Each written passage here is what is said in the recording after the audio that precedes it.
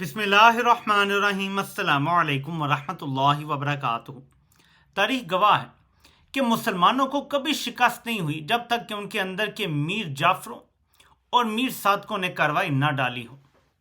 एक वीडियो आपको दिखाना चाहता हूं जो एआई की मदद से बनाई गई है, जो मौजूदा सूरत हाल को बयान करती है। फिर आपको मौजूदा सूरत हाल के नाकाबिले तरदीद शवाहिद दिखाऊंगा। हम ना CIA के दफ्तर में बैठे होते हैं, ना ISI के दफ्तर में होते हैं, ना हम मोसाद के दफ्तर में होते हैं। हमने वाक़याती शहादतों का जायज़ा लेकर आपके सामने एक पिक्चर रखनी होती है। मैं आपके सामने वो तमाम शहादतें इंशाल्लाह रखूंगा, लेकिन पहले अब जरा आप ये मुलाहिजा करें। रियासत की जंग लड़ रहे हो, अल्लाह तुम लोगों के साथ है, ठीक है, क्योंकि तुम लोग अल्लाह की जंग लड़ रहे हो, उसके साथ नहीं है, क्योंकि अल्लाह ने हुक्म दिया हुआ है। ये मौलवी साहब खड़े हैं, इनको पता होगा, इन्नमा जज़ाउल लज़ीना युहारिबून अल्लाह व रसूलहू व यसअऊन फिल अर्दि फसादन अन युक़तलू, आगे क्या है, औ युसल्लबू औ तुक़त्तअ अयदीहिम व अर्जुलुहुम मिन खिलाफिन औ युनफ़ऊ मिनल अर्ज़। आपने ये सारे काम किए हैं। अल्लाह ताला ने हुक्म दिया है कि जो अल्लाह और उसके रसूल से लड़ाई करता है और जमीन पर फसाद करता है, साथ ही उसको ये भी पता होना चाहिए ज़ालिका ख़िज़्युन फ़िल हयातिद दुनिया, यही है, और आखिरत में ये दुनिया में सजा है, उसकी आखिरत में और मिलेगी।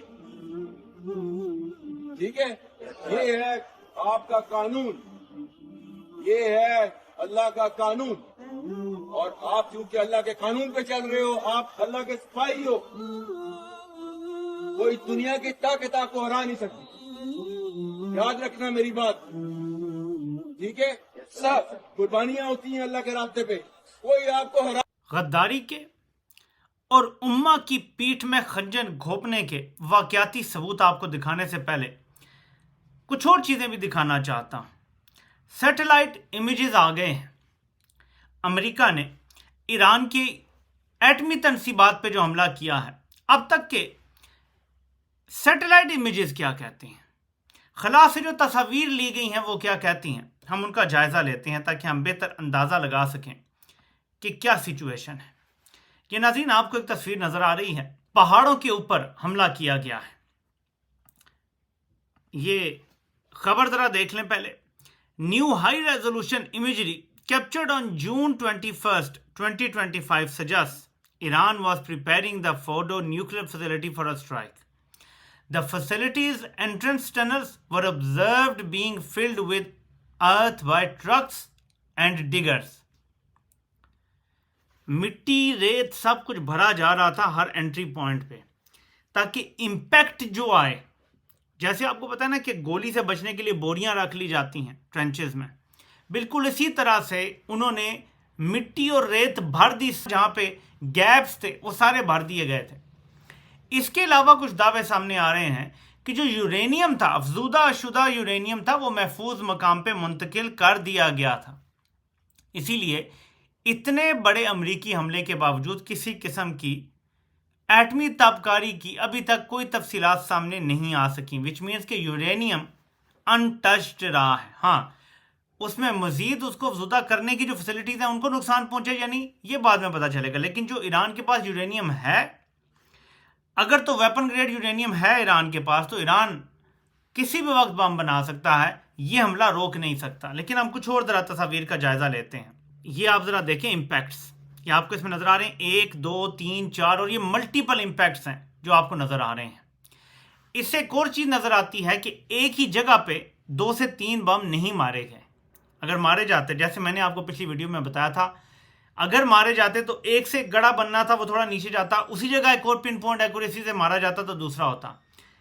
क्या इनके टारगेट फेल हो गए हैं और इनके बम्स जो हैं वो स्कैटर होके गिरे हैं और एक ही जगह नहीं गिरे जहां गिराने थे, या मल्टीपल मकामात पे जहां गिराने थे मल्टीपल वहां नहीं गिर सके? ये इमेजेस तो यही बताते हैं कि ये स्कैटर्ड होके गिरे हैं। अब यहाँ ज़रा मुलाहिजा करें, थोड़ा क्लोज अप है, आपको ये नज़र आएगा, ये लगे हुए हैं पॉसिबल सब्सिडेंस, यहाँ पे आपको नज़र आ रहा है। बम के एंट्री पॉइंट्स देखें, यहाँ बन गए हैं।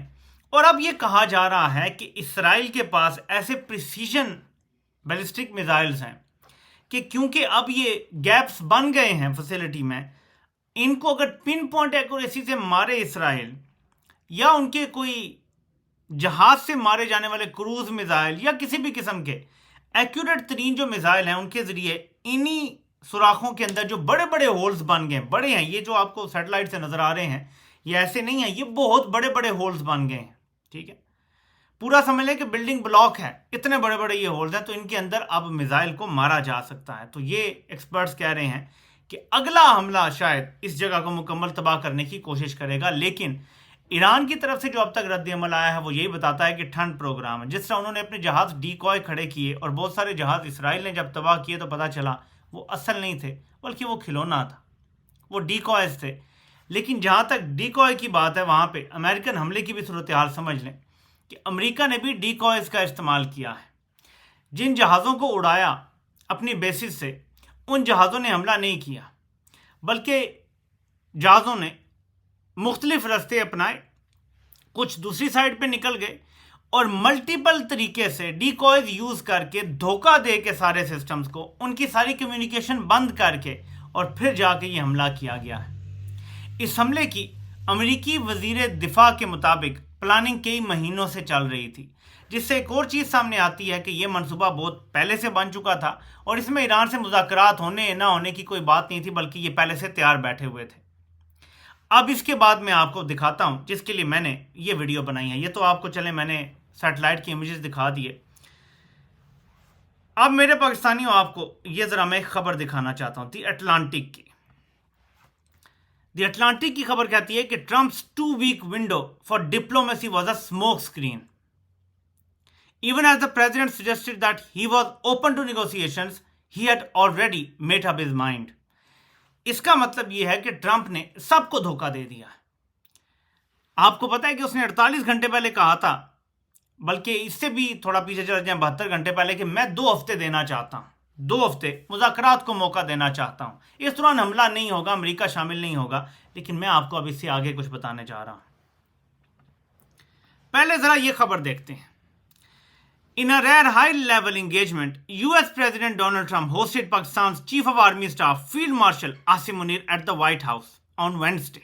غور کیجئے گا، on Wednesday 18 جون بدھ کے دن ٹرمپ نے جنرل عاصم منیر سے ملاقات کی اور ایران کے معاملات ڈسکس کیے۔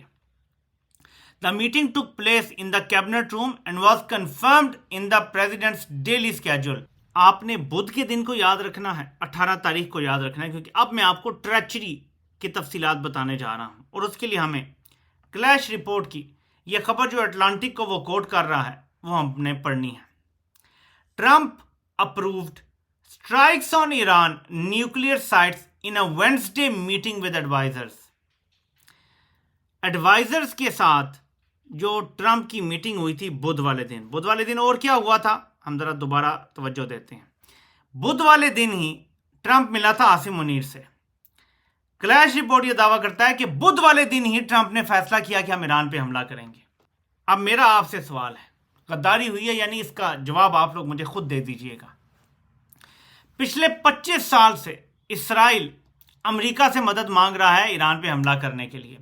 2001 کی ایک ویڈیو موجود ہے جس میں نیتن یاہو امریکہ میں بیٹھ کے پچ کر رہا ہے کہ ہمیں ان مسلم ممالک کو ٹارگٹ کرنا ہے، جس میں عراق بھی ہے، ایران بھی ہے، فلاں بھی ہے، اور وہ خاص طور پہ ایران کی بات کرتا ہے کہ آپ نے ایران کو ضرور تباہ کرنا ہے۔ CIA کا ایک سابق افسر کہتا ہے کہ ہمارے پاس بریفنگ آئی کہ ہم نے 7 مسلم ملکوں کو ختم کرنا ہے، جس میں فلاں ہے تو فلاں ہے، اس میں ایران کا نمبر آخر میں ہوگا۔ کیا وجہ ہے کہ 25 سال میں وہ کام نہیں ہو سکا جو فیلڈ مارشل سے ملاقات کے بعد اسی دن ہو گیا؟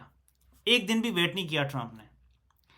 فیلڈ مارشل سے جس دن ملاقات ہوئی اسی دن فیصلہ ہونا، کیا یہ محض اتفاق ہے؟ میرا آپ سے سوال ہے، تھوڑی سی عقل اپنی استعمال کر لیں please. Field marshal Asim Munir Trump سے جس دن ملتا ہے بدھ والے دن، اسی دن رپورٹ کے مطابق میڈیا رپورٹ کر رہا ہے، انٹرنیشنل میڈیا رپورٹ کر رہا ہے کہ ٹرمپ نے اسی دن فیصلہ کیا کہ ہاں اب ہم ایران پہ حملہ کریں گے۔ کون سی گارنٹی مل گئی تھی؟ کون سی سپورٹ مل گئی تھی؟ کون سی گراؤنڈ پہ ہیلپ مل گئی تھی؟ میں آپ کو بتاتا ہوں صورتحال۔ فار ایگزامپل، امریکہ کے B-2 جہاز جو ایران میں بمباری کر کے آئے ہیں، فار ایگزامپل ان میں سے کوئی ایک ٹارگٹ ہو جاتا، کوئی مسئلہ ہو جاتا، ٹھیک ہے، किसी एक जहाज को क्रैश लैंडिंग करनी पड़ती, मेरा आपसे सवाल है, क्या वो अफगानिस्तान में करता, पाकिस्तान में करता, किधर करता? और कौन सी करीब तरीन जगह थी? सबसे करीब जगह पाकिस्तान थी। अमेरिका कभी अपने किसी एक फौजी को भी खतरे में नहीं डालता जब तक कि उसे 100% हर एंगल से यकीन ना हो कि हमारे फौजी महफूज रहेंगे। पाकिस्तान से अगर और कुछ नहीं भी लिया गया तो यह गारंटी ली गई होगी कि हमारे फौजियों को अगर ज़रूरत पड़ेगी तो आप लैंड करने की हमें इजाज़त देंगे और वहाँ से कोई एतराज़ नहीं आएगा और आप ये बर्दाश्त करेंगे जो आप पे इंटरनेशनल पे प्रेशर आएगा या ईरान की तरफ से प्रेशर आएगा या अपने मुल्क के अंदर जो आप पे प्रेशर पड़ेगा आप ये लेंगे। ये मैं आपको कम अज़ कम बात बता रहा हूँ कि इसके बगैर तो मुमकिन ही नहीं है कि ट्रंप को ये एतमाद कैसे आ गया पिछले 5 साल से। ख़ास तौर पे नेतन्याहू पुश कर रहा है अमेरिका को कि ईरान पे हमला करो, लेकिन जिस दिन आसिम मुनीर की बुध वाले दिन मीटिंग होती है ट्रंप को ख्वाब आता है कि उसने इस्तिखारा किया था कि जी हम आज ही हमला करेंगे, बस आज ही फैसला हो गया हमले का। बुध वाले दिन आसिम मुनीर से मीटिंग ख़त्म होती है, वो फ़ौरन जाता है अपने कमेटी से मीटिंग करता है और साथ ही कहता है हाँ जी बिल्कुल ठीक है, अब हम तैयार हैं हमले के लिए। तो मेरे पाकिस्तानियों, दुनिया में जब बड़े बड़े मसले होते हैं तो कोई कॉन्सिडेंसेस नहीं होते। आलमी ताकतें हर चीज़ मेटिकुलसली प्लान करती हैं और आलमी ताकतों के मोहरे जो पाकिस्तान में इस टाइम इंस्टॉल्ड हैं वो उनके हुक्म पर अमल करते हैं। इसलिए इस चीज़ में अब किसी शक की गुंजाइश बाकी नहीं है कि इन्होंने फील्ड मार्शल को लंच पे बुला के उससे क्या हासिल किया है, जिसके बाद फौरी तौर पे ईरान पे हमला करने का फैसला हो गया था। अब नाज़रीन, ताज़ा तरीन खबर ये है कि ईरान ने अपनाए हम्स बंद करने की अपनी पार्लियामेंट से मंजूरी ले ली है। फाइनल फैसला उनकी सुप्रीम काउंसिल और आखिर में उनके सुप्रीम लीडर करेंगे। मैं आपको इसकी सिग्निफिकेंस बताना चाहता हूँ एक वीडियो के तवस्सुत से। ये खातून ने एक वीडियो बनाई है, मैं चाहता हूँ आप ये सुनें।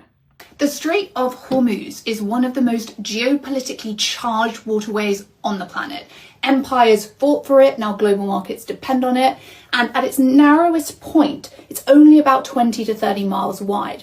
Yet, 1/5 of the world's global oil supply flows through it daily. As you can see, there's Iran to the north, and there's the Musandam Peninsula to the south, which is a little exclave of Oman. Is quite tiny here on the map, but you have beady eyes, I've noticed, that juts out from UAE territory. So this narrow throat is the only maritime exit. ये इस खातून की video है जो आपको समझाएगी कि कितना अहम है अपनाए हम्स को बंद करना, क्योंकि उसके साथ आपने गौर करना है कि नीचे की साइड पे जो सऊदी अरब और बाकी अरब ममालिक के लिए दूसरी एग्जिट है समंदरी, वहां पे यमन बैठा हुआ है, हौसीस बैठे हुए हैं। तो जरा आप ये देखिएगा। As you can see, there's Iran to the north, and there's the Musandam Peninsula to the south, which is a little exclave of Oman. Is quite tiny here on the map, but you have beady eyes, I've noticed, that juts out from UAE territory. So this narrow throat is the only maritime exit from the Persian Gulf, meaning that there's no other sea route for the vast energy exports of Saudi Arabia, Kuwait, Iraq, the UAE, Qatar, Bahrain. So it connects the Persian Gulf to the Gulf of Oman, to the Arabian Sea, and then if the whiteboard was massive, the Indian Ocean. So it's linking Asia, the Middle East, and the global economy. As you might guess, this strait has been contested for millennia by the early Alamites of ancient Iran, the first Persian Empire under Cyrus the Great, Portuguese naval powers, the Ottomans, the Safavids. They all were seeking to control this vital trade artery between East and West. And today, Iran holds tactical control of this northern coast. And just days ago, a senior Iranian commander warned that Tehran was considering closing the strait in response to Israeli strikes. Iran correctly sees Hormuz as ultimate strategic leverage, not to strike Israel directly, but to pressure the global order. So if cornered by Israeli action or Western backing, it can threaten a blockade which would cripple oil markets and punish Israel's allies. So it would force the US, Europe, and the Gulf states to make a choice: pressure Israel to back down, escalate militarily, or absorb the economic pain. So would Iran follow through on this? Well, it's an extreme scenario and its feasibility is debated. Plus, closing this strait would hurt Iran's own exports. It would strain its ties with China, it would risk US escalation, but the threat of this alone was enough to shock markets, understandably as well, because it would send oil prices and inflation soaring, it would disrupt currencies and shipping lanes, and also the flow of food, medicine, and basic goods, which also come through here. अब आप इस map को ज़रा गौर से देखें। میں اس کو تھوڑا اور بڑا کرتا ہوں. ابنائے حرمز کو ایران بند کر دیتا ہے، یونائٹڈ عرب ایمریٹس اور عمان کے درمیان جو بنتی ہے اور ایران کے، تو ادھر سے سعودی عرب کے لیے اور باقی عرب ممالک کے لیے جو دوسرا ممکنہ راستہ ہو سکتا ہے وہ بنتا ہے یہ یمن کے ساتھ سے جو گزر رہا ہے. یہ آپ کو جبوتی اور یمن کے درمیان نظر آ رہا ہے. یہ بھی بڑی باریک سی جگہ ہے. یہاں پہ بھی حوثیز بڑا مسئلہ پیدا کر سکتے ہیں. تو ایسی صورت میں دنیا بھر کی جو ٹریڈ ہے وہ تباہ و برباد ہو جائے گی، اور یہ ایران کے پاس بہت بڑا ٹرمپ کارڈ ہے. دیکھتے ہیں کہ بغیر ایئر فورس کے یا مؤثر ایئر فورس کے ایران یہ بند کر پائے گا یا نہیں، کیونکہ یہ ایران کا ایک بہت بڑا امتحان ہوگا، اور یہیں سے وہ اپنے لیے بہت بڑی رعایت لے سکتا ہے. اور شاید اگر اس کو مذاکرات کی ٹیبل پہ آنے اور کچھ ماہ کا وقت مل گیا تو شاید وہ ایٹم بم بنانے میں کامیاب ہو جائے، اور یہ اب اس کے بعد سروائیول کا واحد راستہ ہے. ورنہ عالمی طاقتیں یہ فیصلے کر بیٹھی ہیں کہ ایران کو نہیں چھوڑنا، تو ایران کے پاس کوئی آپشن نہیں ہے سوائے اس کے کہ وہ ایٹمی ہتھیار بنائے. دیکھتے ہیں کہ حالات کس طرف جاتے ہیں.